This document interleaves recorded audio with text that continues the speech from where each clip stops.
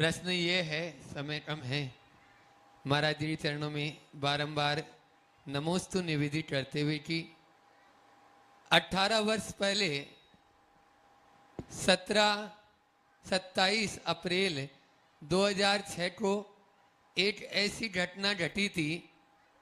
हमने छेडाला में पढ़ा या अन्य शास्त्रों में पढ़ा, 80 प्रहारण अर्गावतारण में सदा समता धरें। लेकिन पूज्यवर गुरुवर आपको देखकर उस समय वह 60 ऐसी पंक्तियां चरितार्थ हुई। उस घटना से दुलियान वाले यहाँ बैठे हैं, परिचित भी होंगे। मैं सभी श्रोताओं की ओर से आपके चरणों में बारंबार निवेदन करते हुए यह प्रश्न करना चाहता हूँ कि महाराज जी उस समता का राज क्या है, वो हमें भी बताने की कृपा करें। देखिए, आज मुझे बेहद प्रसन्नता है। प्रसन्नता इसलिए है क्योंकि वो ब्रह्मचारी रोहित को संधान सागर के रूप में अपने बाजू में देखा। लगातार 10 वर्षों तक हमारे साथ रहे हैं।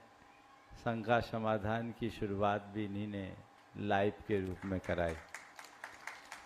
और अब आज आप देख रहे हैं मेरे दोनों ओर, एक और संधान सागर जी हैं और दूसरी ओर निर्वेक सागर जी, जिनका पिछले वर्ष चातुर्मास भी सम्मेद शिखर जी में ही हुआ था, अब पुनः हमारे साथ है। ये बहुत अच्छी बात है।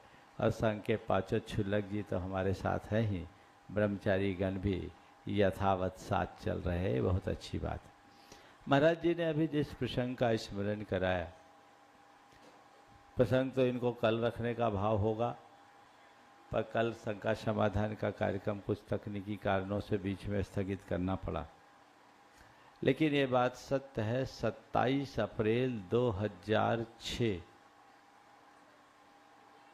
एक ऐसा प्रसंग मेरे जीवन का घटित हुआ जो मैं मानता हूँ मेरे जीवन की बहुत बड़ी परीक्षा का दौर था। और मुझे इस बात को कहने में बेहद प्रसन्नता है कि मैं उस परीक्षा में पूरी तरह पास हो गया। मैं समझता हूँ जब तक मैं उस प्रसंग को स्मरण न करूं तो शायद आप लोगों को समझ में भी नहीं आएगा। सन 2006 में कोलकाता से हम लोग मुर्शिदाबाद की ओर जा रहे थे और उसी क्रम में एक स्थान, पूरा इलाका ही था भारत बांग्लादेश की सीमा में, हम लोग जा रहे थे। एक वर्ग हम लोगों की बड़ी जय जयकार कर रहा था। सुबह 3 बजे से लोग आकर लाइन लगा लेते दर्शन वंदन के लिए। लेकिन उसी में एक वर्ग ऐसा था जिनके हृदय में इस दिगंबरत्व के प्रति घोर विद्वेष का भाव भरा होगा।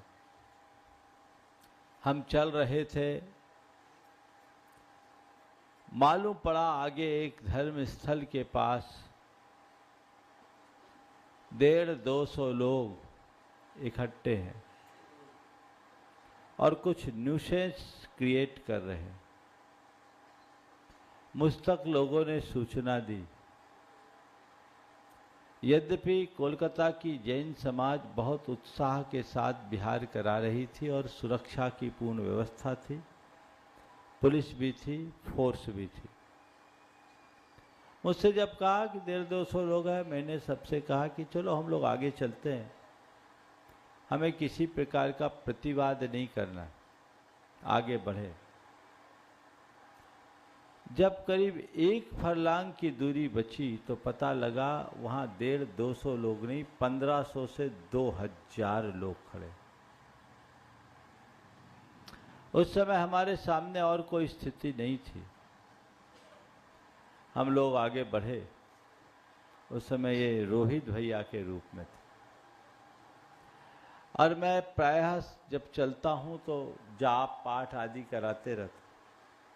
मैंने सबसे कहा बस जाप करते हुए चलो, हमें किसी प्रकार का कोई प्रतिवाद नहीं करना। आगे बढ़े 1500 2000 लोगों को 15-20 युवक जो 20-25 साल के थे वो लीड कर रहे, पूरा रास्ता ब्लॉक कर लिया। पर पता नहीं गुरुदेव का कैसा आशीर्वाद रहा, उन लोगों ने रास्ता छोड़ दिया, हम लोग आगे बढ़े। इसी बीच सामने से एक बस आ गई, लोगों ने बस को आड़े करवा लिया और रास्ता पूरा ब्लॉक हो गया। लोगों के हाथ में घातक अस्त्र थे। ये तो आप सबका पुण्य है कि आज मैं आप सबके बीच हूं, नहीं तो मेरी बोटियां उस दिन उधड़ जाती। हमारे साथ जितने लोग थे उन सब के साथ उनने मारपीट की। मुझे उस समय मेरे साथ करीब 60-70 लोग थे, कोलकाता के और मुर्शिदाबाद के, और महिलाओं की दाद देनी होगी, उनने मुझे घेर लिया 3 घेरे में, पुरुषों के बाद महिलाओं का घेर था। मैं अंदर से सुरक्षित था, लेकिन वो लोग बड़े प्रचंड रूप में थे। हमारे बीच के लोग कुछ समझाने की कोशिश कर रहे थे, लेकिन एक मॉब था। इसी बीच रास्ता बना, मैं देख रहा हूं मेरे मन में न भय हुआ न क्षोभ। मेरे मन में केवल एक ही विचार आया कि यदि इस काया का अंत इसके हाथ आज होना है तो होगा, पर मेरा तो कुछ होने वाला नहीं। मेरा एक प्रदेश भी इधर से उधर नहीं होगा। जो हो रहा है मुझे केवल जानना और देखना है। मेरे मानस में आचार्य कुंद की एक गाथा बार बार उभर रही थी। छिज्जदुआ भिज्जदुआ निज्जदुआ अहो जादु विप्पलयम जम्हा तम्हा गच्छदु तहा बिना परिगहो मच्छ। मैं बस जान रहा था, देख रहा था, मेरे चेहरे पर सहज मुस्कान थी। इसी बीच लोगों ने रास्ता बनाया और ये और एक इनके साथ एक युवक था जीतू, दोनों ने मुझे पकड़ करके दौड़ लगा दी। लगभग 400 मीटर ये लोग दौड़ लगाए। इस बीच किसी ने एक पट्टे से मुझे मारा और एक पत्थर मेरे सिर पर पड़ा, सिर फूट गया। मैंने हाथ लगाया, खून की धारा। उसी स्थिति में 4.5 किलोमीटर तक चलना और शेष था। हालांकि तब तक पुलिस प्रशासन मुस्तैदी के साथ जुड़ गया, छावनी बन गई। हम लोग वहाँ पहुँचे, सबकी हालत बदहवास सी थी।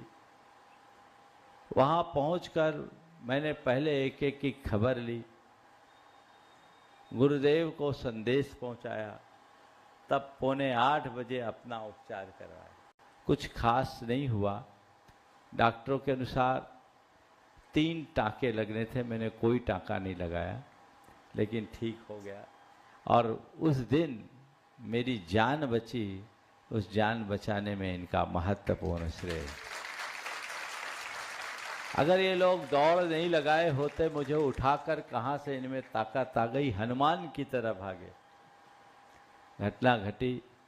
उसके बाद बहुत सारी बातें हुई, प्रशासन ने अपनी कार्यवाही की, बहुत लोगों की गिरफ्तारियां हुई और उसके बाद उसके कुछ परिणाम भी आए।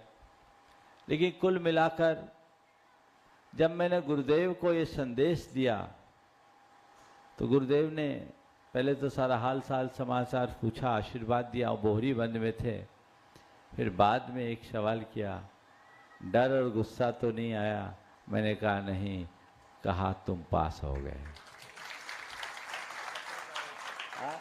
और उसके बाद रास्ते में पत्रकार आ गए, महाराज याद दिला रहे हैं, खून बह रहा था।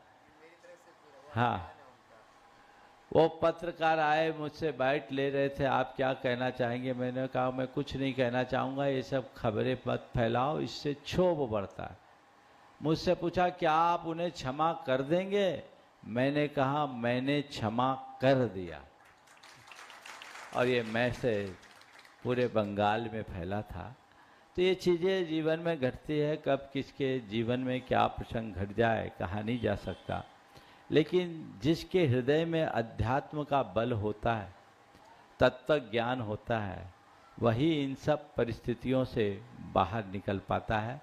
उस समय जितने श्रावक थे और श्राविकाएं थी, उन्होंने जिस वीरता और समझदारी का परिचय दिया वो भी बहुत ही प्रशंसनीय है। कोलकाता के थे और मुर्शिदाबाद के भी थे, आज कुछ लोग यहाँ उपस्थित भी हैं। तो ये संयोग था और ये निकल गया, लेकिन इसके बाद फिर कभी किसी साधु पर उस रास्ते में उपसर्ग नहीं आया। वो अंतिम उपसर्ग